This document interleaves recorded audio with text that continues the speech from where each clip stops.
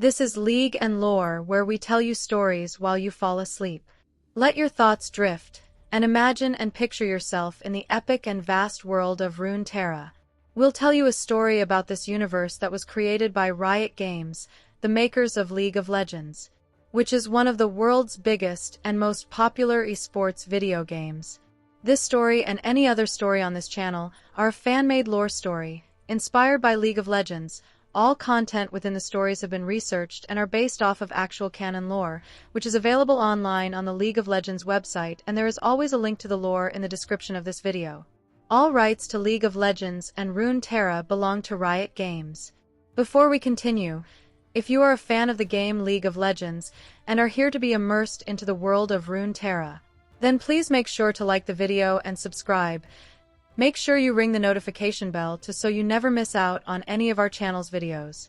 If you would like for us to cover any other stories within the Runeterra universe, make sure to comment on the video and let us know. Alright. Now on to this video's story. Chapter 1. The Light You Are Taught to Hide. Luxana Crownguard was born into a house that believed light should be controlled. Not because light was dangerous, Demacia would never admit that, but because anything uncontrolled threatened order. The Crown Guards were not merely nobles, they were custodians of certainty. Their duty was not to rule, but to protect the idea that Demacia endured because it knew exactly what it was, and exactly what it was not. Lux learned this before she learned to read. Demacia did not hate magic, not in the way its enemies like to claim. Hatred implies passion, and Demacia preferred discipline. Magic was not evil, it was unstable. It disrupted hierarchies built on merit, law, and effort. It introduced asymmetry, power without permission. In a kingdom scarred by arcane catastrophe, instability was the one sin that could not be forgiven. And so magic was regulated, monitored, contained, or, if necessary, erased. Lux grew up understanding this as truth rather than policy. It was embedded in etiquette, in lessons, in the quiet way adults paused when certain topics arose. You could feel Demacia's fear in what it refused to say. Fear, in Demacia, wore the mask of righteousness. For most of her childhood, Lux fit perfectly into this world. She was cheerful, earnest, relentlessly kind. She believed in Demacia not as doctrine, but as promise, that goodness, properly protected, would prevail. Her family adored her. Her brother embodied honor with effortless gravity. Lux, meanwhile, was a loud brightness. Optimism was safe. Joy did not threaten order. Until it did. Magic did not arrive in Lux's life as revelation. It arrived as accident. A flicker, a shimmer, light responding to emotion before reason could stop it. A moment so brief it could have been dismissed, if it had not felt so right. Lux did not experience her power as intrusion. She experienced it as recognition, as if something she had been holding her breath for finally allowed her to exhale. That was when fear entered the story. Not hers. Everyone else's. Demacia taught its children that magic corrupted from the inside. Lux's first instinct was to disprove this, to hide her light so perfectly that no one would ever need to fear it. She practiced control in secret, not to wield power, but to erase evidence of it. Her kindness sharpened into performance. Her cheerfulness became camouflage. She did not resent Demacia for this. She loved it too much. Love complicates rebellion. Lux did not want to tear the system down. She wanted to be allowed inside it. She wanted to prove that magic could exist without undermining order, that light could be gentle, that power could be kind. But Demacia did not test kindness. It tested conformity. Lux learned to live in halves. One half was public, dutiful daughter, smiling noble, the embodiment of everything Demacia praised in its youth. The other half was careful and quiet, hoarding moments of light like stolen air. This split did not make her bitter. It made her patient. Patience, however, is dangerous when mistaken for safety. The more Lux suppressed her magic, the more it yearned, not to escape, but to be acknowledged. Light responds to being seen. The harder she tried to contain it, the more volatile the containment became. Control born of fear does not stabilize power, it distorts it. Demacia noticed the symptoms long before it noticed Lux.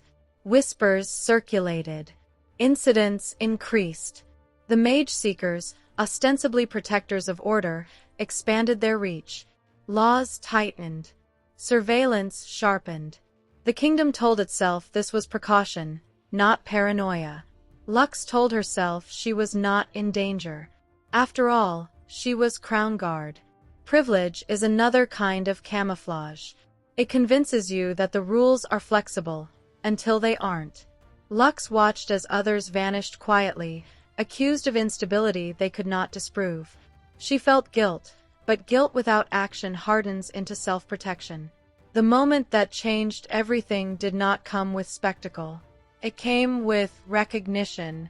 Lux realized, with terrifying clarity, that Demacia did not need magic to be violent.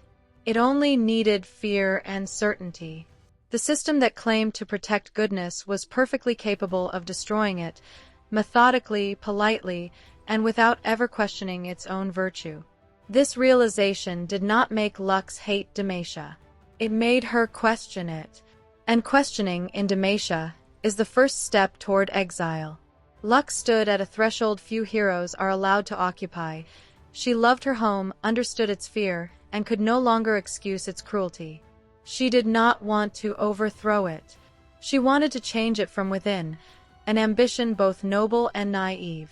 Light, after all, does not break walls. It reveals what they hide. Lux's power was never about destruction. It was about exposure, about illumination so bright it made denial impossible. This terrified Demacia more than any battlefield spell ever could.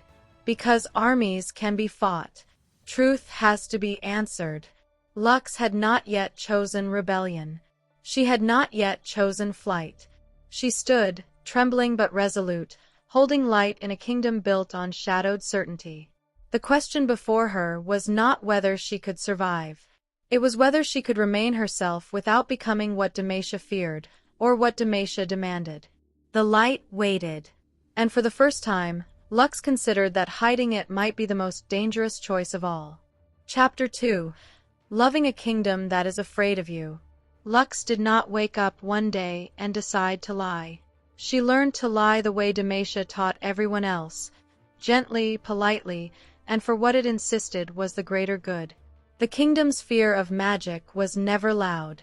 It did not scream or burn or rant. It whispered. It wore armor polished with righteousness. It spoke in laws and hymns and commemorations of past disasters that justified every present cruelty. Demacia did not say we are afraid. It said we are responsible. Lux absorbed this language early. She learned to translate fear into virtue, repression into order. When she hid her magic, she told herself she was protecting others.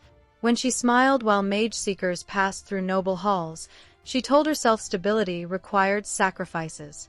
When she watched mages dragged away, she told herself, quietly, desperately, that they must have done something wrong. This is how good people become complicit. Not through malice, but through loyalty. Lux's loyalty was genuine. Demacia had given her everything: safety, purpose, belonging. Its ideals, justice, honor, perseverance, were not lies.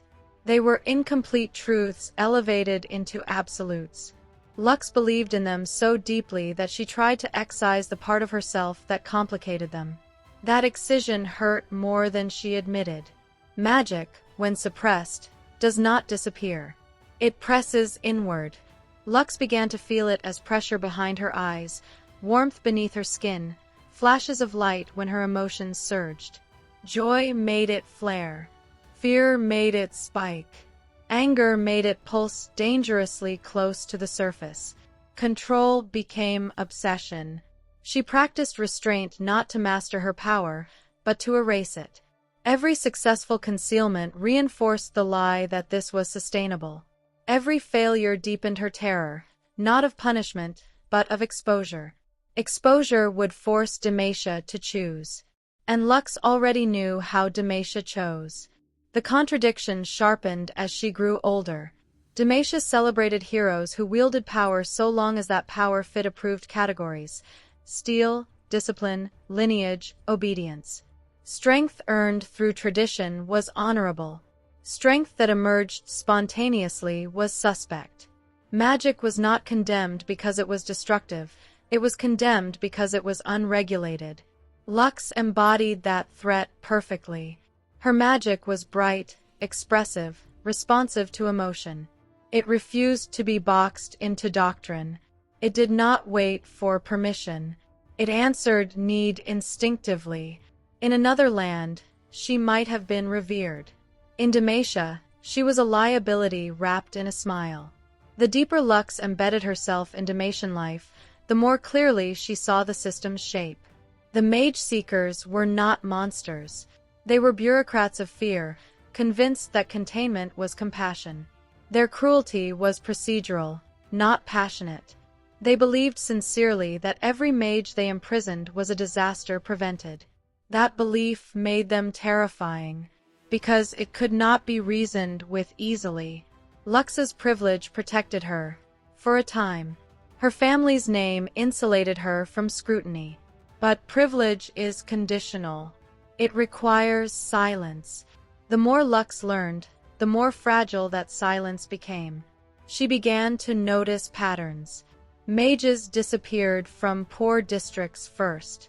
Noble accusations were investigated quietly. Common accusations were resolved publicly. Children were taken for their own safety. Families were told to be grateful their loved ones were contained rather than executed. Demacia called this mercy. Lux began to feel sick when she heard the word. Her light responded to this sickness. It flickered more often, less obedient to fear. Lux realized with dawning horror that her power was not merely reacting to emotion, it was reacting to truth. The closer she came to acknowledging what Demacia was doing, the harder it became to suppress the glow beneath her skin. Truth demanded visibility. This realization forced Lux into her first real choice. She could retreat further into performance, perfect daughter, perfect noble, perfect Demacian, and let the system continue unchallenged. Or she could allow herself to see what she had been trained not to see, knowing that once seen, it could not be unseen. Seeing meant risk. Not abstract risk. Personal risk. Family risk. The risk of becoming what Demacia feared and hunted. Lux hesitated. Love makes hesitation rational. She loved her brother, whose sense of honor was sincere and unyielding. She loved her parents, who believed order was the only shield against chaos. She loved a kingdom that had taught her to be brave, kind, and hopeful, even as it demanded she amputate a part of herself to belong. This love complicated rebellion into something far more painful. Lux did not want Demacia to fall. She wanted it to grow. That desire, change without destruction, is one of the most dangerous desires a system can encounter. Revolutions can be crushed. Reformers must be discredited. But those who love the system while exposing its cruelty are destabilizing in ways no enemy can match. Lux did not yet understand this fully. She only knew that hiding no longer felt like safety. Her magic surged one evening not in anger or fear, but in grief. Light spilled uncontrolled, illuminating a space meant to be quiet. The moment passed quickly. No one saw, but Lux did. And for the first time, she did not feel shame. She felt resolve. If Demacia feared magic because it disrupted order, perhaps the order deserved disruption. If light revealed truths Demacia could not face, perhaps Demacia needed to be blinded by brightness rather than comforted by shadow. This thought terrified her. It also freed her. Lux began to imagine a third path, neither obedience nor flight. A path where light did not destroy Demacia, but forced it to confront itself. Where magic was not hidden or weaponized, but humanized. where fear was answered not with denial, but with courage. This path had no guarantees. Demacia might reject her. Her family might break. She might become a symbol used by forces she could not control. But hiding had already made her complicit, and Lux was beginning to understand that survival without integrity was another kind of imprisonment. The light within her grew steadier, not stronger, but clearer. It no longer flared in desperation. It waited. And Lux, standing between loyalty and truth, realized that loving a kingdom sometimes meant becoming the thing it was most afraid to see. Chapter 3. When the light refused to be quiet. Lux's secret did not shatter all at once. It leaked. Not in spectacle or catastrophe, but in moments too human to suppress. Instinctive flashes when someone was hurt, a glow that lingered too long when fear spiked, light answering need before permission. Lux had trained herself to contain power born of emotion. What she had not learned was how to contain power born of conviction. Conviction does not stay hidden. The more Lux accepted what Demacia was doing, what it justified, what it erased, the less cooperative her magic became. Light, she discovered, was not merely force. It was response. It reacted to injustice with the same immediacy it reacted to danger. It illuminated what the kingdom preferred to leave unexamined. This terrified her more than discovery ever could, because it meant the question was no longer if she would be seen. It was how. Lux began to move differently through Demacia. She listened more carefully. She watched who vanished and who was protected. She noticed how laws bent around nobility and snapped around the powerless. The kingdom she loved had not changed, but she had. That difference made silence unbearable. The breaking point came not through defiance, but through mercy. A mage, young, frightened, and far less controlled than Lux, was cornered by mage seekers in a moment that should have been procedural. Lux intervened without thinking, not with rhetoric, not with authority, with light. It was not an attack. It was illumination. The space filled with radiance so gentle and precise it felt impossible to mistake for violence. The mage seekers froze, not because they were harmed, but because the truth was undeniable. Magic stood before them, unashamed, protective, human. Lux stood exposed with it. The moment did not end in blood. It ended in certainty. From that instant, Lux could no longer be a rumor. Demacia does not tolerate ambiguity in its fears. Once named, magic becomes a problem to solve. Once witnessed, it becomes a precedent to erase. Lux's name shielded her from immediate imprisonment. It did not shield her from consequence. Whispers spread faster than proclamations. Allies became cautious. Family conversations grew tense with unsaid questions. Her brother, embodiment of Demacian honor, was forced to confront an impossible contradiction, that the system he served had marked his sister as dangerous. This was Lux's greatest pain. Not fear of punishment, but the fracture of love under ideology. Demacia had taught its people that goodness required certainty. Lux's existence introduced doubt where certainty had once been comfort. The mage seekers responded predictably. They did not accuse Lux publicly. They investigated. They framed concern as care, scrutiny as responsibility. They sought to isolate her power from her person, to reduce her to a variable that could be controlled. Lux refused. Not violently. Not theatrically. She refused by existing openly, by letting light answer need when need arose, by refusing to pretend that compassion was instability. Every act of mercy became an act of resistance. This made her dangerous, not because she challenged Demacia with force, but because she challenged it with example. She demonstrated that magic did not inherently corrupt. That fear, not power, was the destabilizing force. That the kingdom's greatest threat was not what it hunted, but what it refused to understand. Lux did not become a revolutionary. She became something far more difficult to silence. A mirror. Demacia now faced a choice it had deferred for generations, whether to double down on fear or to confront the cost of it. Lux did not know which the kingdom would choose. She only knew she could no longer help it choose fear. Light does not negotiate with shadow. It reveals it. Lux stepped forward into uncertainty, not as enemy of Demacia, but as proof that love and truth were not opposites. The kingdom might exile her, imprison her, or attempt to erase her symbolically. But it could no longer claim innocence. The light had been seen, and Demacia would never again be able to say it did not know. Chapter 4.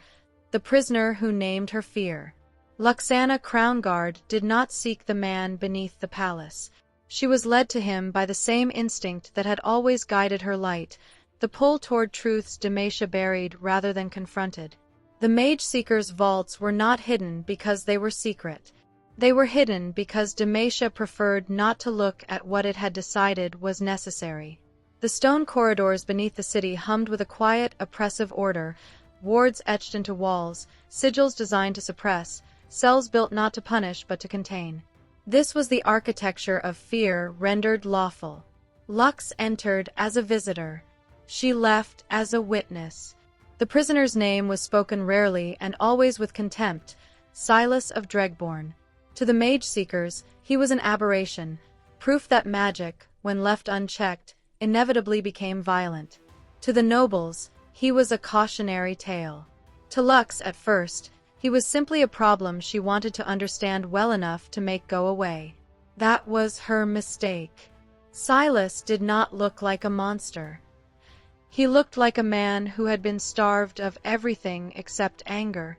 Chains etched with petricite weighed him down, dampening his power and feeding on it at the same time. The prison did not merely restrain him, it consumed him. Demacia called this justice. Silas called it truth. He sensed Lux's magic immediately. Not with awe, with recognition. He named it without accusation, without reverence, just fact. The word mage landed between them like a blade laid flat on a table. Lux felt exposed in a way she had never experienced before. Not hunted, seen. She tried to maintain control of the encounter. She asked careful questions. She framed her presence as curiosity, concern, duty. Silas answered with laughter so bitter it felt earned. He did not argue Demacia's ideology. He dissected it. He spoke of laws that pretended neutrality while targeting the vulnerable. Of mage seekers who learned to justify cruelty as procedure. Of a kingdom that claimed to fear catastrophe while manufacturing it daily in hidden cells. Silas did not need to exaggerate. The stone walls did that for him. Lux wanted to refute him. She wanted to believe there was a line between protection and persecution, that Demacia had simply lost its way temporarily.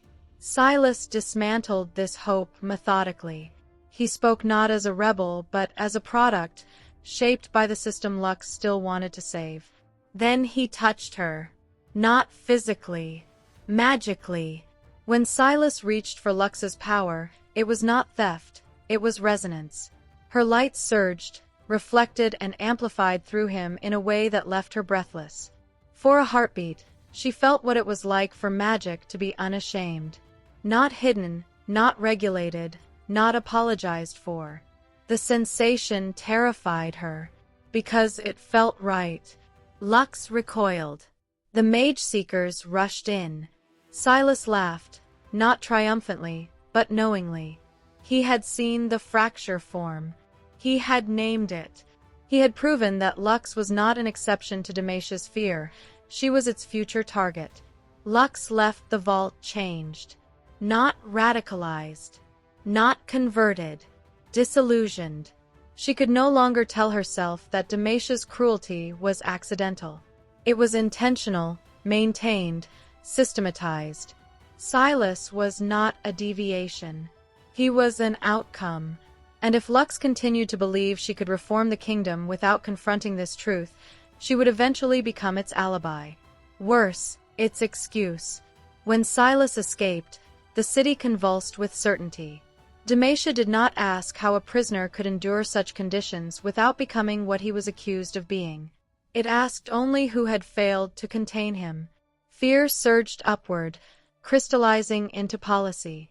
The Mage Seekers expanded their authority. The kingdom's tone hardened. And Lux knew. She knew she had been part of the chain that broke. Guilt is dangerous when paired with power. It tempts you toward absolution through action rather than understanding. Lux resisted that temptation. Barely. She did not join Silas. She did not denounce Demacia publicly. She did something more precarious. She stayed.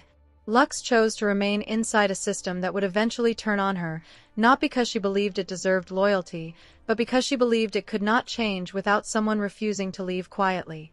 She began to act, not as savior, not as symbol, but as interruption. She protected who she could. She lied when truth would kill. She revealed truth when silence would.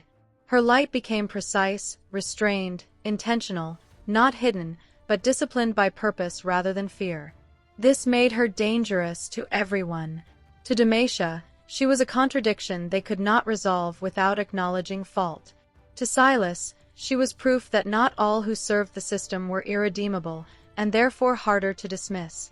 To herself, she was something unfinished. Lux learned that light does not absolve. It complicates.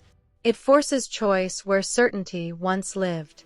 It demands responsibility without promising victory. It does not tell you who is right. It shows you who is harmed. By the time Demacia began to whisper her name with unease rather than affection, Lux understood the cost of her decision.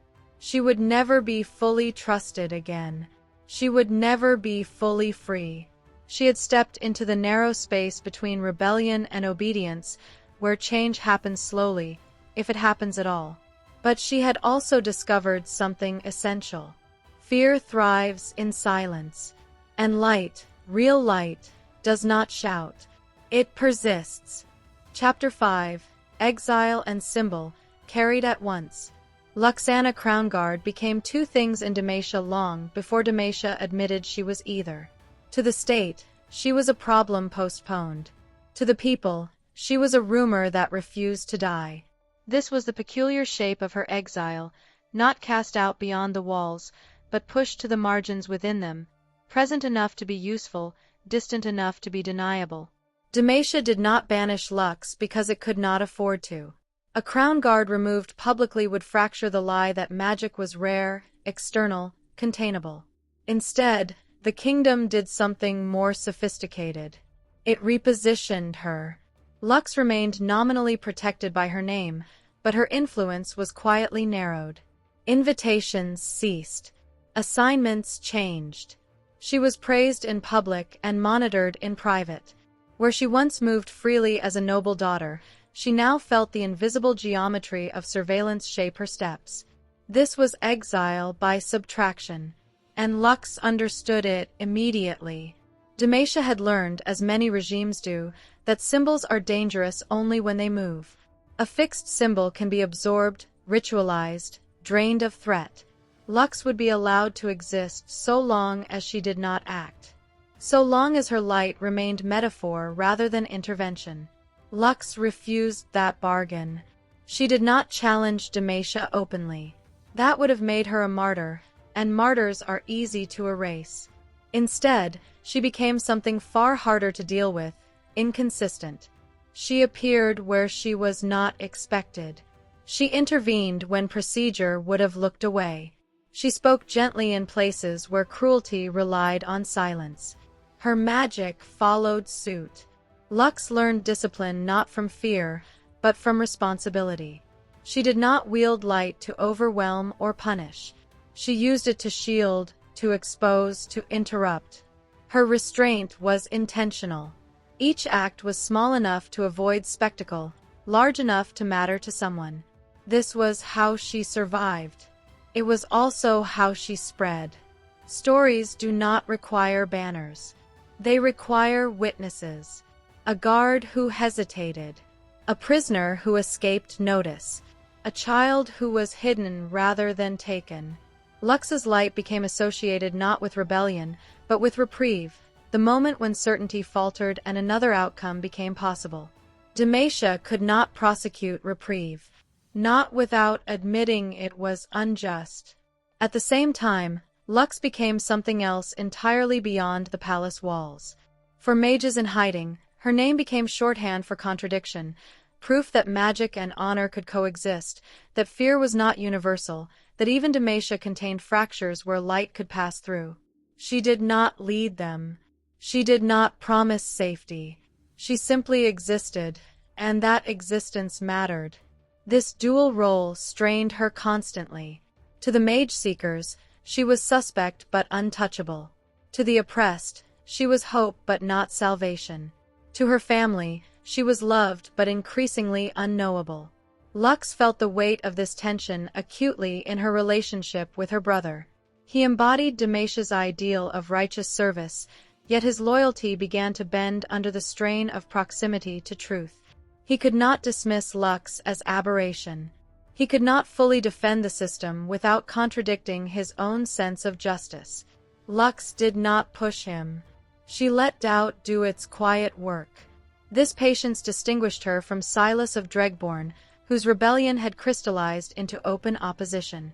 Where Silas tore masks away by force, Lux loosened them by presence. Where he demanded reckoning, she demanded recognition. Their goals overlapped. Their methods diverged irreconcilably. Demacia understood Silas. It did not understand Lux. Silas fit the narrative, proof that magic corrupted, that fear was justified, that violence followed instability. Lux disrupted that narrative entirely. She was careful, compassionate, controlled, and still dangerous. She represented the possibility that Demacia's problem was not magic, but how it responded to it. This possibility terrified the state, because it implied responsibility. As Silas's movement grew beyond Demacia's borders, the kingdom hardened publicly. Laws tightened. Enforcement intensified. Yet internally, cracks spread. Officials debated privately. Soldiers hesitated. Nobles whispered. The myth of moral certainty no longer held cleanly. Lux did not orchestrate this. She endured it. Endurance, in this context, was an act of defiance. Every day Lux remained both loyal and critical, both visible and constrained. She denied Demacia the clarity it needed to resolve her. To imprison her would expose hypocrisy. To ignore her would invite imitation. So the kingdom stalled. And in that stall, change seeped. Lux began to understand the cost of being both exile and symbol. Symbols do not get to rest. Exiles do not get to belong. She carried expectation without authority and responsibility without mandate. She could save individuals, but not systems. She could reveal truth, but not control its interpretation. There were moments she questioned the choice to stay. Moments when flight would have been easier. When joining Silas would have simplified her moral geometry into action and opposition. When abandoning Demacia would have spared her the constant ache of loving something that hurt others. But Lux knew herself well enough to know that certainty would cost her something essential. Her power was not destruction. It was presence. Lux remained because Demacia could not fully confront itself while she stood unresolved in its heart. She was living evidence that fear and goodness were not the same thing, that order could exist without cruelty, that light did not have to burn to matter. This made her neither hero nor villain. It made her a fault line. And fault lines, over time, reshape landscapes, not through constant motion, but through accumulated tension. Lux did not know whether Demacia would change in her lifetime. She did not know whether her light would be remembered as catalyst or cautionary tale. She only knew that silence would have been easier, and that ease was what sustained injustice. So she stayed. Exile in spirit, symbol in practice, unfinished by necessity. The light within her no longer asked for permission. It asked for honesty. And in a kingdom built on fear disguised as virtue, that question was revolutionary enough. Chapter 6. What Light Learns When It Cannot Save Everyone. Lux learned the limits of her power not in battle, but in aftermath. There is a particular cruelty in knowing you could have done something, if only you had been there sooner. Lux encountered this cruelty repeatedly as Damasia's crackdown intensified. The Mage Seekers became more aggressive, more confident, emboldened by the kingdom's fear of Silas's growing rebellion. Where once they acted cautiously, now they acted preemptively. And Lux could not be everywhere. Her light could shield a child from immediate harm. It could blind a hunter long enough for someone to escape. It could erase evidence, heal wounds, or stall a moment that would otherwise end in chains. But it could not dismantle the system that made those moments inevitable. This was the education no noble upbringing prepared her for. Lux began to understand that heroism was not measured by victories, but by triage, by choosing who could be saved when saving everyone was impossible. Each choice left behind a shadow, someone she did not reach, a door she could not open, a name she learned only after it was too late. The guilt accumulated quietly. She did not speak of it. Demacia taught restraint well. Publicly, Lux remained the same, polite, composed, luminous in the harmless ways nobility allowed. Privately, she moved through the city with sharpened awareness, tracking patrol schedules, listening for rumors, watching how fear rippled through neighborhoods that would never appear in court records. She learned how oppression develops habits. The Mage Seekers grew efficient. They relied on predictability. Fear drove people to betray one another, to hide poorly, to make desperate mistakes. Lux learned to disrupt that efficiency. She taught mages how to stay unnoticed, how to ground their magic, how to survive by not using power unless absolutely necessary. This instruction was never formal. It spread like rumor. Don't flare when you panic. Breathe. Magic listens. Light doesn't have to be loud. Lux became something like a teacher without a school, a guardian without a title. Those who encountered her rarely knew who she was at first. They knew only that someone had intervened, that the darkness had hesitated. This subtlety mattered. Lux understood that overt rebellion would force Demacia's hand. The kingdom knew how to respond to enemies. It did not know how to respond to compassion that exposed cruelty without naming it. That ambiguity was her shield, and her burden. Yet even this approach had consequences. Some mages began to see Lux as proof that coexistence was possible without resistance. Others saw her restraint as betrayal, that she softened the edges of a system that deserved to be shattered. Lux heard both criticisms and accepted neither fully. She was not trying to justify Demacia. She was trying to keep people alive long enough for Demacia to change. Whether that change would ever come remained uncertain. Her relationship with Silas haunted this uncertainty. News of his rebellion reached Demacia distorted and sharpened, mages liberated, mage seekers killed, symbols torn down. Lux recognized the pain beneath the violence even as she recoiled from its consequences. Silas had chosen clarity. She had chosen complexity. Neither path was clean. Lux wondered often whether her presence delayed necessary reckoning. Whether her light gave Demacia an excuse to believe reform was possible without sacrifice.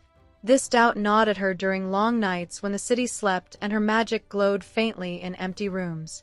But then she would remember the faces of those who lived because she stayed. And doubt would give way to resolve.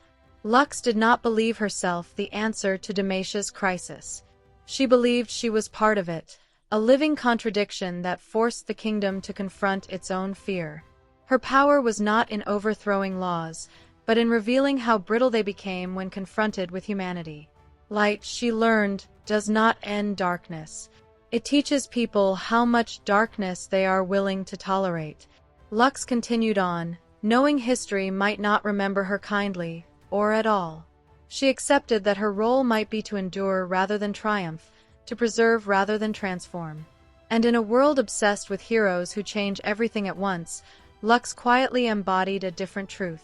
Sometimes, the most radical act is to remain gentle in a system that survives by becoming cruel.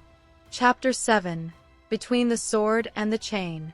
Luxana Crownguard stood between two men who loved Demacia in opposite ways, and who, in different moments, would be willing to break it for what they believed was right. Garen Crownguard was certainty given shape. He believed that honor, once chosen, could be lived without contradiction. The sword in his hand was not merely a weapon. It was a promise that order could be defended cleanly, that loyalty could be pure, that Demacia's ideals, if upheld faithfully, would justify their cost. Garen did not enjoy violence. He trusted it. To him, force was not cruelty, it was clarity. Silas of Dregborn was the opposite. Contradiction made flesh. Where Garen embodied the system's faith in itself, Silas embodied its failures. Chains had taught him truths Demacia refused to learn voluntarily. He believed justice was impossible without rupture, that systems built on fear could not be reformed by kindness alone. To Silas, violence was not clarity, it was consequence long overdue. Lux loved one. She understood the other. That understanding placed her in a space neither man fully trusted. Garen sensed the change in her long before he named it. He noticed how Lux spoke more carefully around official matters, how her questions cut deeper than curiosity. He noticed hesitation where there had once been effortless agreement. Most of all, he noticed how her light, though never openly displayed, felt present, as if the air itself responded to her emotions. Garen did not want to see what that meant. He loved his sister fiercely. He loved Demacia with equal conviction. The possibility that those loves might conflict felt like betrayal of both. So he clung to procedure, to rules, to the belief that if he upheld his duty perfectly, everything else would resolve itself. This belief began to strain as Silas's rebellion spread. Reports reached the capital. Villages emptied, mage-seeker outposts destroyed, mages rallying to a banner forged from shared suffering. Each report framed Silas as monster, anarchist, proof that magic inevitably corrupted. Garen absorbed these narratives because they gave him something solid to fight. Lux heard the same reports and heard something else beneath them. Pattern. Silas was not random. His strikes targeted symbols, institutions, chains, sites of containment. He avoided civilian casualties when he could, though Demacia did not report that. He spoke of liberation, not conquest. His violence had direction, and direction implied purpose. Purpose frightened Demacia more than chaos ever could. Lux and Silas crossed paths only indirectly after his escape, yet his presence haunted her decisions. He had named the system's cruelty aloud, stripped of euphemism. He had forced the kingdom to react rather than pretend. In doing so, he had also hardened it. Every act of rebellion tightened the noose on mages who wanted nothing to do with war. Lux felt caught between accelerating and mitigating catastrophe. Her conversations with Garen grew tense. Not explosive, never that, but heavy with what went unsaid. He defended the mage-seekers with the language of necessity. She countered with the language of consequence. Neither convinced the other, but each encounter shifted something imperceptible. Garen began to hesitate in moments he once would have acted without doubt. That hesitation frightened him, because doubt, in Demacia, was treated as weakness. Lux did not push. She knew that forcing Garen to choose between his sister and his duty would shatter him, and Demacia with him. Instead, she allowed doubt to exist. She trusted that Garen's sense of honor, once confronted with evidence, would not bend easily toward cruelty. Silas, by contrast, did not wait for evidence. When Lux encountered him again, briefly, dangerously, it was not in chains or cells. It was on contested ground, amid the debris of a dismantled mage-seeker operation. The reunion was sharp with unfinished history. Silas accused her of half measures. Lux accused him of collateral damage. Neither denied the other's truth. Silas spoke of mages who would never live long enough to benefit from gradual change. Lux spoke of innocence crushed when rebellion escalated into war. Silas demanded that Demacia be forced to face its sins. Lux demanded that people not become sacrifices to the lesson. Their conflict was not ideological. It was temporal. Silas believed justice delayed was justice denied. Lux believed justice rushed became another form of injustice. He saw her restraint as complicity. She saw his fury as certainty masquerading as liberation. And yet, there was recognition. Silas did not dismiss Lux as enemy. He understood that her presence inside Demacia disrupted it in ways his rebellion could not. Lux understood that without Silas, the kingdom might never have been forced to confront its fear openly. They were not allies. They were pressure from opposite sides. Garen stood between these forces unknowingly, tasked with defending a system beginning to fracture under truths it had suppressed for generations. Each clash with Silas sharpened his awareness that the enemy was not merely external. Each conversation with Lux eroded the comfort of certainty. This triangulation defined Lux's role more clearly than any title could. She was not mediator. She was not revolutionary. She was not loyalist in the old sense. She was witness. Witness to what Demacia demanded of its protectors. Witness to what it demanded of its prisoners. Witness to the cost of choosing clarity over compassion, and compassion over decisiveness. Lux's light responded to this role. It no longer flared unpredictably. It burned steady, controlled by purpose rather than fear. She learned that power guided by awareness did not need spectacle. It needed endurance. Demacia had not yet chosen its future. Silas pushed it toward rupture. Garen guarded it against collapse. Lux stood where both forces converged, refusing to let the choice be made without consequence or humanity. The kingdom would change. That much was inevitable now. The only question left was how many people would be broken in the process. Lux could not answer that. She could only remain present, unhidden, unresolved, forcing Demacia to see itself reflected in the light it had taught her to fear. Chapter 8. The Weight of What Must Not Be Questioned.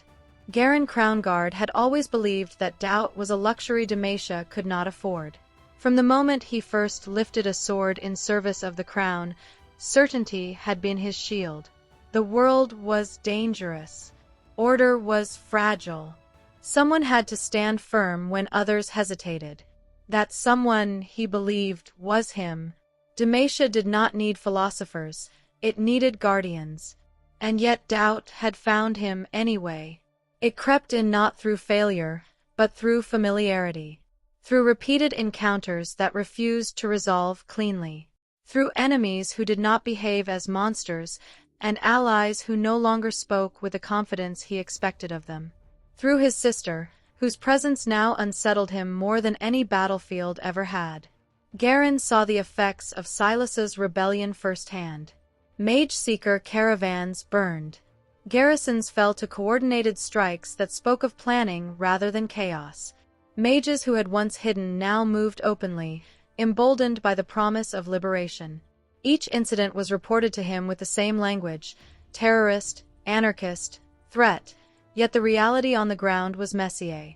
Silas's movement did not attack indiscriminately. It targeted symbols, chains, vaults, institutions built to erase people quietly. Garen could fight enemies. He struggled to fight questions. The more he pursued Silas, the more he recognized an uncomfortable truth. Demacia had taught him how to win battles, but not how to judge whether the battles should have existed at all. His training emphasized obedience framed as virtue. The law was righteous because it was law. Order was good because disorder was dangerous. But what if order itself caused the danger? This question would have been treasonous if spoken aloud. It became unavoidable when unspoken. Garen's internal crisis was not philosophical, it was visceral. He saw fear in the eyes of those he was sworn to protect. He saw how readily authority escalated when challenged. He watched mage seekers act with a confidence that bordered on zealotry, convinced that violence was justified because it was preventative. And he saw Lux. Lux moved through this chaos differently than anyone else. She did not command troops. She did not rally banners.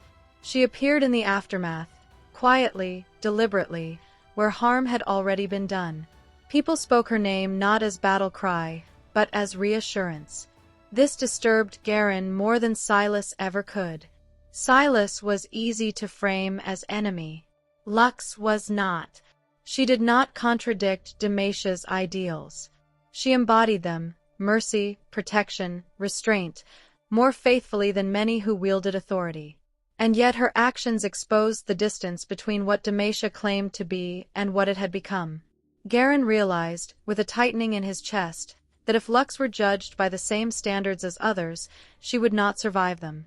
And if that was true, what did that say about the standards? Meanwhile, Silas of Dregborn's movement grew beyond him. That, too, unsettled Lux. Silas had begun as a focal point, a symbol of rage forged by captivity. But movements do not remain loyal to their origins. As mages rallied, they brought their own grief, their own agendas, their own thresholds for violence. Silas inspired them, but he did not fully control them. Lux watched as her own name began circulating alongside his, not as ally, not as enemy, but as alternative. Some mages spoke of Lux as proof that Damasia could still be redeemed. Others dismissed her as a convenient illusion, a noble shield that softened oppression without dismantling it. Both interpretations stripped her of agency. To Damasia, Lux was a liability wrapped in respectability. To Silas's followers, she was a symbol shaped to their needs. Neither asked what she wanted. This loss of narrative control was terrifying. Lux understood now what Silas had become, a banner that others marched beneath, regardless of whether he endorsed their actions. She saw the danger of being reduced to emblem rather than person. Symbols are powerful. They are also disposable. Garen felt this danger keenly. He stood between crown and bloodshed, increasingly aware that Damasia was responding to crisis by hardening rather than reflecting. Orders came down with less nuance. Mercy was framed as weakness. Loyalty was tested through obedience, not judgment. Garen began to disobey, not openly, not dramatically, but selectively. He delayed arrests. He reassigned patrols. He questioned intelligence that seemed too convenient. Each small act carried risk. Each one eroded the certainty he had once relied upon. He did not tell Lux. He did not need to. She saw it in his eyes. The three of them, Lux, Garen, Silas, had become gravitational forces shaping Damasia's future from different directions. None of them held full authority. None of them could step away without consequence. Each represented a response to fear, resistance, enforcement, illumination.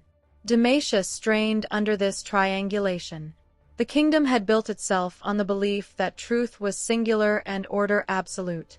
Now, truth fractured a long-lived experience, and order revealed its cost. The system demanded resolution. History demanded choice. Lux felt the moment approaching. A moment when Damasia would be forced to name what it feared more, magic or the loss of moral certainty. A moment when Garen would have to decide whether honor meant obedience or protection. A moment when Silas's movement would either solidify into revolution or shatter under the weight of its own fury. Lux could not prevent that moment. She could only stand in it, not as savior, not as judge, but as light, revealing, steady, impossible to ignore. The kingdom would choose, and whatever it chose, it would no longer be able to claim ignorance. Chapter 9. Where the light refused to choose a side. The confrontation did not happen where Damasia expected it to. Not in a throne room. Not on a battlefield. not beneath banners or before witnesses eager for spectacle. It happened at a crossroads, one of those forgotten places where the city thinned into old stone and policy gave way to practice. A mage-seeker transfer had been intercepted. A holding site compromised. Intelligence conflicted. Orders contradicted themselves. And three paths converged. Garen Crown Guard arrived first, armored not only in steel but in responsibility. He had been ordered to secure the site and eliminate resistance. The phrasing was precise. The implication was not. Garen understood, with a clarity that made his chest ache, that resistance no longer meant armed threat alone. It meant refusal.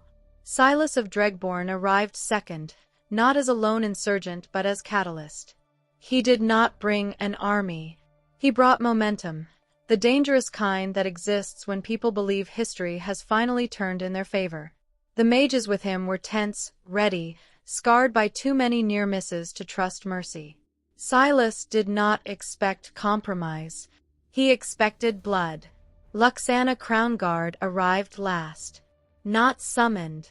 Not ordered. Drawn. She felt the collision before she saw it, the pressure of too many truths converging without language to contain them. Her light responded instinctively, not flaring, but stabilizing, as if the air itself were bracing for impact. The moment stretched. Steel met chain. Duty met fury. Love met consequence. Garen saw Silas first and felt the old reflex surge. Identify threat, neutralize, protect the kingdom. His grip tightened. His stance aligned. He was ready to become what Demacia needed him to be. Then he saw Lux. Not behind him. Not sheltered. Between. The sight froze him. Lux did not raise her hands in surrender. She did not call for peace. She simply stood, light threading through her presence, not as weapon, but as claim. A claim to the space, to the moment, to the right to exist without being categorized as enemy or asset. Silas laughed softly. Not mockery. Recognition. So, he said, voice carrying the weight of prisons and broken promises, this is where you draw the line. Lux did not answer him. She looked at Garen. And Garen, for the first time in his life, could not find a command to obey that did not feel like betrayal. Silas spoke again, this time to Garen. He named the system. He named the cells. He named the children taken for their own safety. He spoke not to persuade, but to accuse, to force the question into the open where it could not be smothered by procedure. Garen listened. That was the moment everything changed. Because listening in Demacia was the first act of disobedience. Lux felt the shift immediately. Her light responded, not brighter, but steadier. She spoke then, quietly, and the quiet carried. She did not defend Silas's violence. She did not defend Demacia's laws. She spoke instead of consequence, of how certainty had hardened into cruelty, of how fear, once justified, had become habit, of how the kingdom she loved had begun to mistake control for virtue. Her words did not ask for absolution. They asked for responsibility. Silas bristled. To him, restraint looked like delay, and delay looked like death. He accused Lux of standing between justice and action, of making the world safer for those who already held power. Lux met his gaze without flinching. And you, she said, voice steady, would make it safer by deciding who gets to be broken along the way. The accusation landed because it was true. Silas's movement had grown beyond him. Violence had multiplied faster than accountability. Liberation, once singular in purpose, now threatened to replicate the same logic it opposed, sacrifice justified by certainty. Garen stood at the center of this exchange, armor suddenly heavy with implication. He realized then that Demacia had trained him to be a solution to problems it did not want to examine. That his strength had been used to preserve an image rather than protect people. That obedience had been framed as honor, so he would never ask what honor required when the law failed. The choice before him was not between sister and state. It was between order and justice. Garen lowered his sword. Not in surrender, in refusal.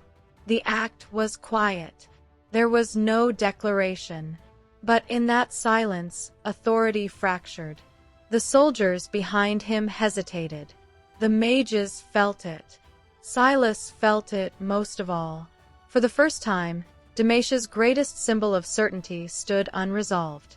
Lux's light spread, not outward, but inward, calming, anchoring, preventing the moment from collapsing into violence. She did not stop the conflict. She contained it. Silas made his choice.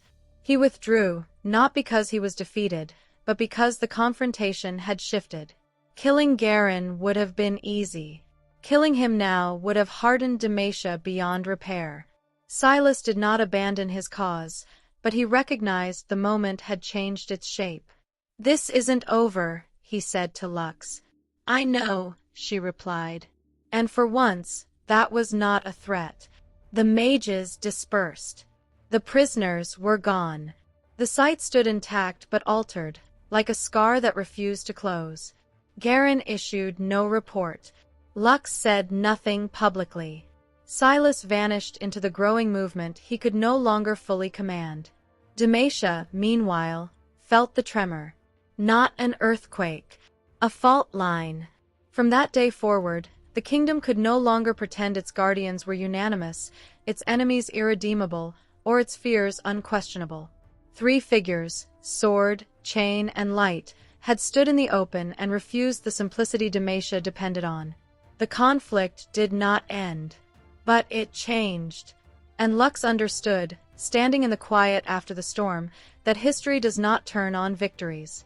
It turns on moments when people refuse to be reduced to roles they were assigned. The light dimmed. Not extinguished. Waiting. Chapter 10. After the fault line.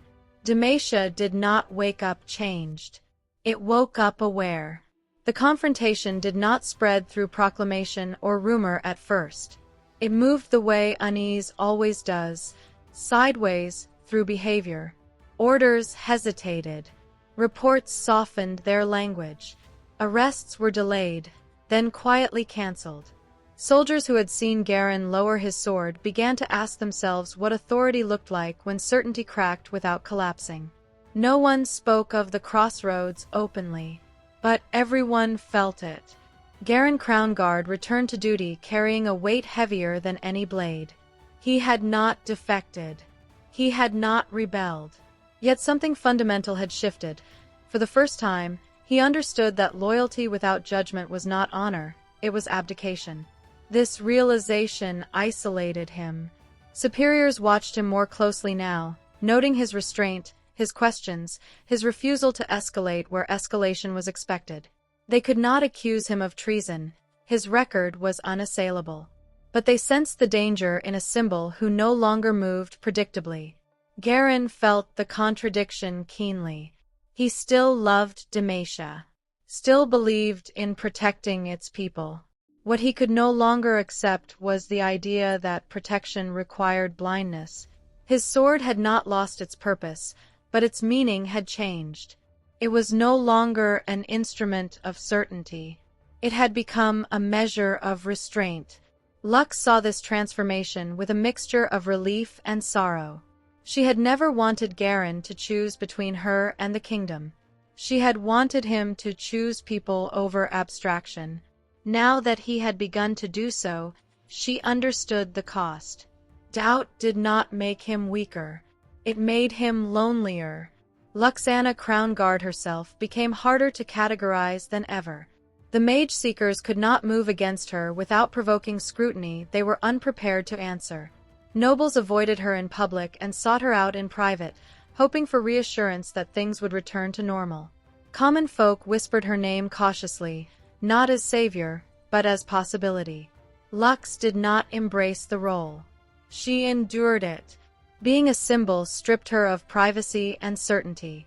Every action was interpreted, repurposed, exaggerated.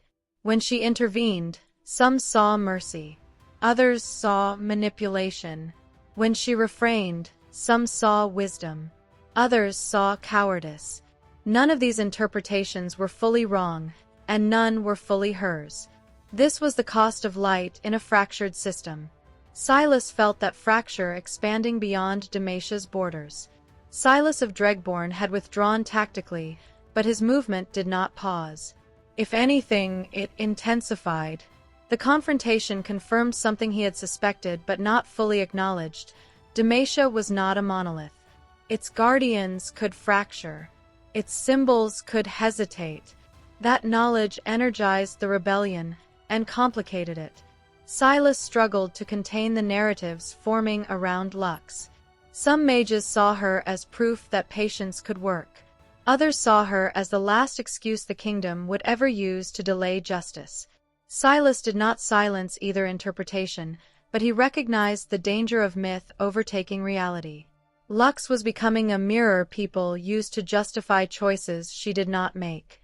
This troubled him more than her refusal to join him. Because revolutions, like regimes, can become addicted to certainty. Silas's rage had been forged by chains, but now he had followers who had known only slogans. He saw how easily liberation could turn into permission to burn indiscriminately, to flatten nuance, to demand sacrifice without consent. Lux's presence complicated that trajectory. She represented a path Silas did not believe would succeed, but also could not dismiss without confronting his own assumptions. The question haunted him: if Damasia could fracture internally, what responsibility did he bear for how violently it broke? The answer was not one he was ready to face. For Lux, the days after the confrontation were quieter and more dangerous. The kingdom recalibrated. It did not retreat from its fear of magic. It refined it. Surveillance became subtler. Enforcement more selective. Damasia learned, as all institutions do, how to adapt without admitting error. Lux understood the pattern immediately. This was the moment when change either deepened or was absorbed. She responded not with defiance, but with persistence. She continued intervening where she could. She continued speaking carefully but honestly. She continued refusing the roles others tried to impose on her: revolutionary, traitor, saint. What she offered instead was continuity. Light that did not flare and vanish. Presence that did not retreat. A reminder that the fault line existed whether acknowledged or not. Garen supported her quietly. Silas watched her warily. Damasia hesitated. And in that hesitation, something fragile took root. Not peace, not justice, but possibility. Lux did not know how history would remember her, if it remembered her at all. She only knew that the moment at the crossroads had made one thing irreversible: the kingdom could no longer claim unity as innocence. Light had passed through its foundations. Cracks would widen or be sealed over. Either way, the truth had been introduced, and truth, once present, never leaves quietly. Lux walked forward carrying no banner, no certainty, no promise of victory. Only light. And the refusal to let it be used by anyone who demanded simplicity in a world that had proven it no longer existed. Chapter 11. The work that comes after. If the crossroads had been rupture, what followed was labor. History often remembers the moment of fracture and forgets the long, quiet work that determines whether anything grows from it. Damasia did not erupt into reform or collapse into tyranny. It did something far more familiar and far more dangerous. It adapted. The mage seekers did not disappear. They refined their methods. Fewer public seizures. More voluntary compliance. Quiet negotiations with noble houses. Selective enforcement framed as discretion rather than fear. The kingdom learned to survive scrutiny without surrendering control. Lux saw this clearly. Light reveals not only cruelty, but evasion. Where once fear had been blunt, it now became elegant. The system absorbed criticism the way stone absorbs rain, darkening briefly, then drying unchanged. This was the phase that broke reformers more often than prisons ever did, because it required patience without illusion. Lux refused despair, but she did not indulge hope either. She adjusted. Her interventions became smaller, more surgical. She stopped reacting to crises and began anticipating them, watching how policy shifted, how language softened, how new justifications replaced old ones. She learned that power rarely announces itself when it is winning. Garen felt the strain of this phase more acutely than anyone. His hesitation at the crossroads had not made him a traitor, but it had marked him. Superiors tested him with assignments designed to force clarity, escort operations, enforcement actions, necessary suppressions. Each order came wrapped in legality and urgency. Garen responded with precision. He followed orders exactly, and only exactly. No excess, no improvisation, no indulgence of zeal. Where others escalated, he contained. Where others punished, he restrained. He learned to weaponize professionalism against cruelty. This earned him quiet resentment and quiet respect. Soldiers noticed, not because he spoke differently, but because he acted differently. He proved that obedience did not require brutality, that discipline did not excuse indifference. He did not dismantle the system. He changed its temperature. Silas, watching from beyond Damatia's borders, felt the movement shift beneath his feet. The rebellion no longer belonged to him alone. Cells formed without his knowledge. Acts were carried out in his name that he had not ordered and would not have chosen. Rage, once focused, began to diffuse. This frightened him. He had wanted to tear down chains, not replace them with new ones forged from certainty and slogans. Yet movements crave clarity. They simplify. They demand enemies. They resist nuance as betrayal. Lux had warned him of this. He hated that she was right. Silas began intervening within his own rebellion, arguing against excess, insisting on purpose, pulling back from actions that would harden Demacia irreversibly. Some listened. Others accused him of weakness. The symbol he had become no longer obeyed the man he was. For the first time, Silas understood what Lux endured daily. Being reduced. Back in Demacia, Lux felt the pressure building again, not toward explosion, but toward definition. The kingdom wanted to decide what she was so it could move past her. The rebellion wanted to decide what she represented so it could recruit around her. Lux refused both. She did not issue statements. She did not align herself with councils or cells. She continued showing up where the system failed quietly, protecting individuals, interrupting abuses, illuminating contradictions without resolving them for anyone. This refusal frustrated everyone, and that was its power. Demacia could not neutralize her without exposing itself. The rebellion could not claim her without revealing its hunger for certainty. Lux remained unresolved, and unresolved truths are difficult to bury. Over time, something subtle happened. People stopped asking Lux what she believed.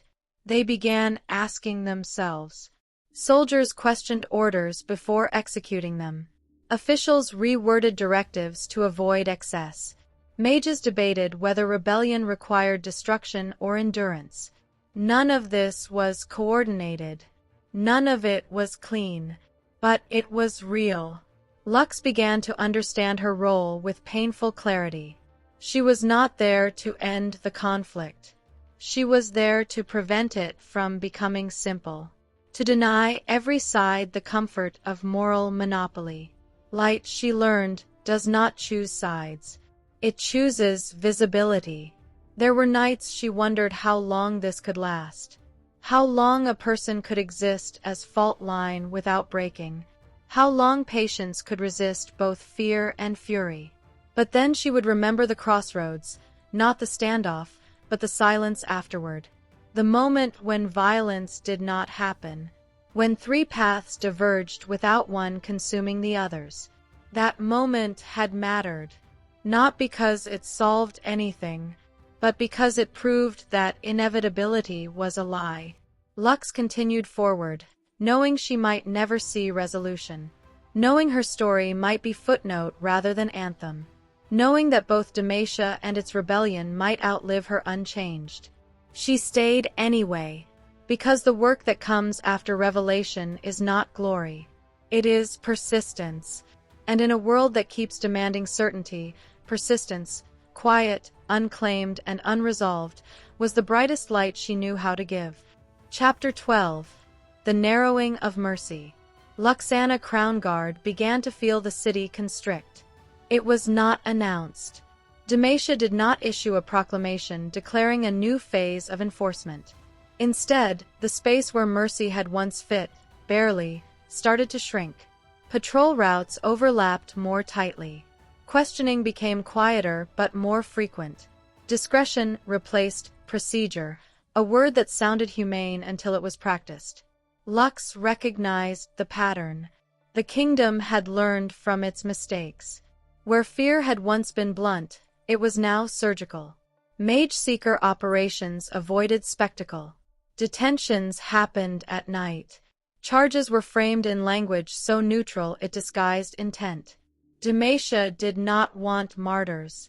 It wanted compliance that could pass for calm. Lux's interventions grew harder. Every act of protection now required more precision, more risk, more silence. She could no longer rely on hesitation within the ranks. Hesitation had become something officers concealed. The system did not crack under scrutiny, it adapted to it. This was the moment Lux had feared most. Not the moment of violence, but the moment of competence. She began to see the cost of her presence measured not only in lives saved, but in tactics refined. Each mercy exposed a loophole. Each loophole was closed. The system was learning how to contain compassion without confronting its cause. The realization was devastating. Lux had always believed that light, once introduced, could not be undone. Now she understood the darker truth. Illumination invites response, and response can become suppression disguised as order. Her relationship with Garen Crownguard changed again. Garen noticed the tightening too. He felt it in orders that arrived already anticipating dissent. In missions framed as security assessments that were, in truth, rehearsals for escalation. He found himself increasingly placed at the center of operations meant to project legitimacy rather than achieve justice. This was not punishment. It was containment. Garen understood what Demacia was doing with terrifying clarity. If it could not silence doubt, it would institutionalize it. Keep it visible. Keep it controlled. Make it part of the image rather than the engine of change. He resisted where he could. But resistance, when professionalized, becomes traceable. Lux and Garen spoke less openly now. Not because trust had eroded, but because the cost of being overheard had risen. Their silences grew heavier, freighted with things neither dared say aloud. Garen still protected her. Lux knew this, and she knew it could not last forever. Meanwhile, beyond Demacia's walls, Silas of Dregborn watched the kingdom's restraint with suspicion. To him, the quiet was not progress, it was preparation. His movement felt the pressure as well. Fewer overt clashes, more targeted countermeasures, alliances disrupted before they could solidify. Silas responded by hardening his own ranks. Not everyone followed willingly. Lux's name surfaced again, this time as accusation. Some mages claimed her presence inside Demacia delayed the reckoning they needed. Others insisted she was the only reason any of them still lived. Silas did not silence the arguments. He let them fracture. Fracture, he believed, was honest. Lux sensed the coming convergence before it arrived. A future where Demacia's quiet competence and the rebellion's rising impatience would collide, not explosively, but inevitably. The space she occupied was shrinking from both sides. She faced a question she had postponed for too long. Was persistence still resistance, or had it become permission? The light within her did not answer. It never did. But it grew harder to hide, responding not to fear now, but to resolve. Lux knew the next phase would not be survivable through subtlety alone. The system was becoming too adept. The rebellion too restless. The middle ground too narrow to stand on indefinitely. She did not yet move. But for the first time, she prepared to. Chapter 13. When symbols begin to move. Lux understood the danger of motion. She had survived precisely because she remained difficult to categorize, present but not declared, influential but not commanding. Movement would change that. Movement would demand interpretation. And interpretation, once fixed, could be used against her. Still, the city no longer allowed stillness. Damasia's leadership began circulating a new narrative, one that acknowledged exceptional cases without altering policy. Controlled leniency. Regulated mercy. Magic framed as manageable so long as it remained rare, supervised, and grateful. Lux saw the trap immediately. Exceptionalism does not dismantle injustice. It stabilizes it. She felt the pressure to become the exception, to be paraded as proof that Demacia was reasonable, that the system worked if one behaved properly. To accept would protect her family, preserve her freedom, and silence the most dangerous questions. To refuse would cost her everything. Garen sensed the choice forming before she voiced it. He tried, gently, to warn her. Not to dissuade, but to prepare her for what Demacia would do if she stepped outside the role it had designed. "I can't protect you from the law forever," he said quietly. "I know," Lux replied. What she did not say was that she no longer wanted him to. At the same time, Silas's movement reached a breaking tension of its own. Cells splintered. Acts escalated. Liberation blurred into retaliation. Silas found himself forced into decisions he despised, condemning violence without undermining momentum, enforcing discipline without becoming what he fought. He realized, too late, that movements crave symbols more than leaders. Lux's name resurfaced one last time, not as compromise, not as excuse, but as threshold. A figure who, by choosing neither side fully, forced both to reveal themselves. Silas understood the danger. If Lux moved, she would be claimed, by Demacia as proof of benevolence, or by the rebellion as validation of rage. Either outcome would end the space she had protected so carefully. Lux understood it too. That was why she acted, not publicly, not dramatically, but decisively. She intervened in a single, highly visible moment of injustice. Not with violence, not with secrecy, with light that could not be denied and restraint that could not be dismissed. She did not name Demacia's guilt. She demonstrated it. The aftermath was immediate. The kingdom moved to define her. The rebellion moved to invoke her. Garen moved to stand between command and consequence. Silas moved to prevent the movement from consuming her meaning whole. Nothing resolved. Everything accelerated. Lux did not flee. She did not surrender. She did not declare allegiance. She remained where she had always been, inside the fracture, only now the fracture was widening faster than she could contain. Demacia would soon be forced to decide whether mercy could exist without control. The rebellion would be forced to decide whether justice could exist without annihilation. And Lux would be forced to decide whether light, to remain honest, must finally move beyond the walls that taught her to hide it. The future leaned forward. Unfinished. Watching. Chapter 14. The moment before the break. Luxana Crownguard learned that there is a specific stillness that comes before systems decide they can no longer tolerate ambiguity. It is not silence. It is attention. Demacia's gaze fixed on her, not as threat, not yet as criminal, but as variable. Councils debated behind closed doors. Mage Seekers drafted contingencies they did not share.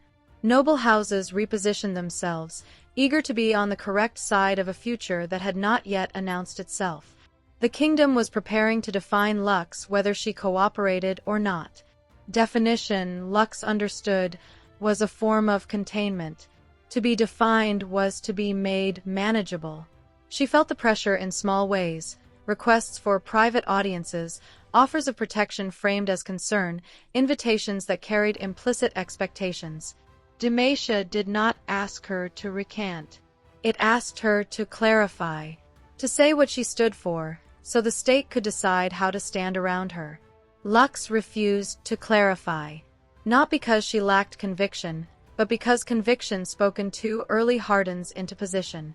She had learned, through Silas's fury, through Garen's restraint, that positions invite conquest. She wanted Demacia to confront its own choices before she allowed herself to be used to justify them. This refusal made her dangerous. Garen Crownguard felt the walls closing in as well. He was summoned more frequently now, not to receive orders but to offer reassurance. His loyalty was praised too loudly. His past service cited too often. These were not honors. They were tests. Garen recognized the trap. If Lux were declared an enemy, he would be expected to prove his allegiance by standing aside, or worse, by standing against her. If she were declared an exception, he would be asked to embody that exception publicly, transforming his love into propaganda. Either way, he would be used to end uncertainty. Garen began to prepare for refusal. Quietly, carefully, with the same discipline that had once made him the perfect instrument of the state, now repurposed to limit harm. He reviewed deployment protocols. He memorized contingencies. He positioned people he trusted where they could slow escalation if it came. He did not tell Lux all of this. He knew she would see it anyway. Beyond Demacia, Silas of Dregborn faced a different narrowing. His movement, galvanized by Lux's visible intervention, demanded momentum. Patience frayed. Moderation was framed as weakness. Some factions prepared strikes that would force Demacia to respond brutally, believing brutality would finally shatter illusion. Silas fought this internally. He had wanted to expose Demacia's cruelty, not make it inevitable. But movements, once ignited, resist restraint. Rage, once validated, demands expression. Silas realized with bitter clarity that he was no longer the sole author of his cause. And Lux, still inside the walls, had become a fulcrum neither side could ignore.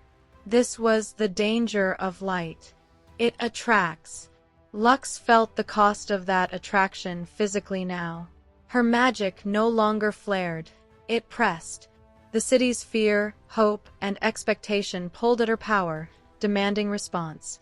Light wanted to answer, to reveal, to protect, to interrupt again. She held it. Not because she was afraid. Because timing mattered. Lux understood something the others did not yet see. Demacia's decision would come whether she acted or not. The kingdom needed closure. The question was not whether conflict would intensify, but whether it would do so with any space left for restraint. So Lux did what she had always done. She stayed visible without declaring herself. She intervened without claiming authority. She refused to let anyone, crown or rebellion, convert her presence into proof of righteousness.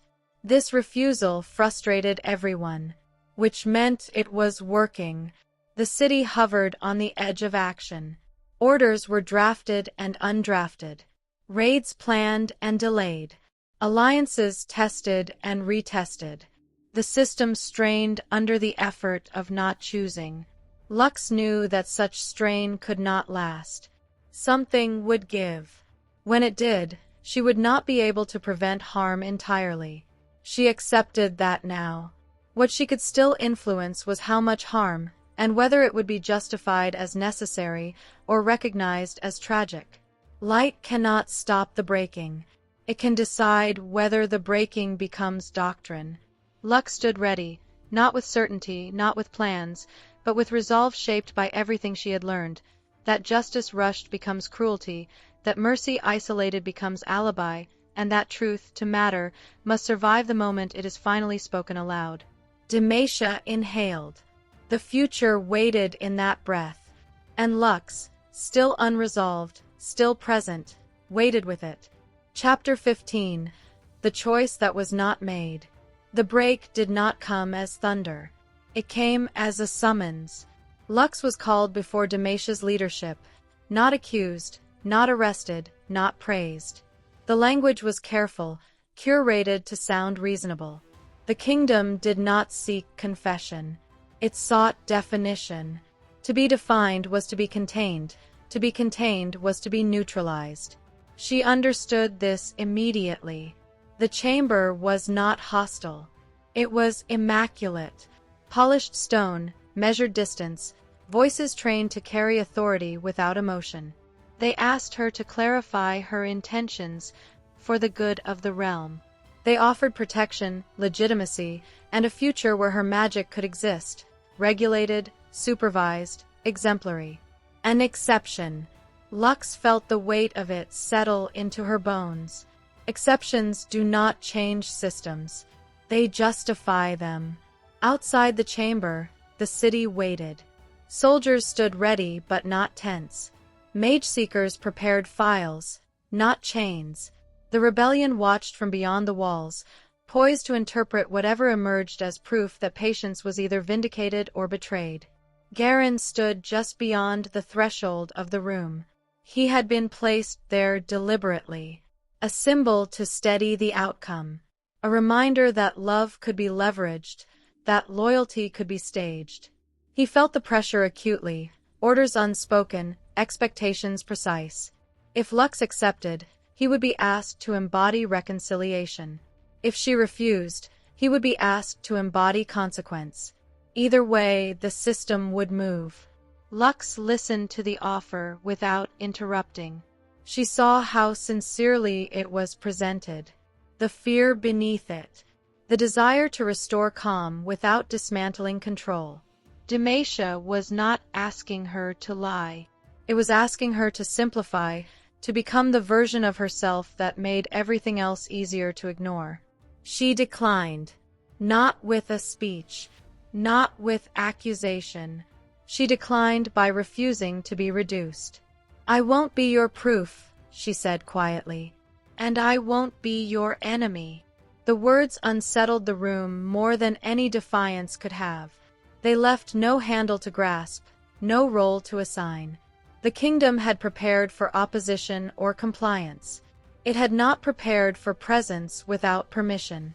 The decision was deferred. Again.